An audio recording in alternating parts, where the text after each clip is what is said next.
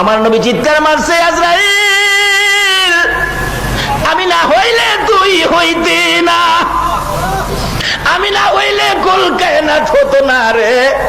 আমার বুকের উপর হাত দিছো, আমি এত কষ্ট পাইতেছি রে আজরাইল, না জানি আমার গুনাহগার উম্মতের কত কষ্ট দেস রে আজরাইল। আমি রাসূল তোরে এই মুহূর্তে বলে দিলাম, আজ থেকে কিয়ামত পর্যন্ত আমার গুনাহগার এতিম উম্মতের জান খানদান করবি রে।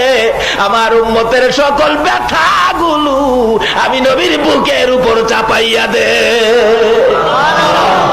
আমার আল্লাহ বলেন, বন্ধু দিতে হবে না, চাপাইতে হবে না, এই দরখাস্তটা করার জন্য একটু ব্যথা তোমাকে দিলাম।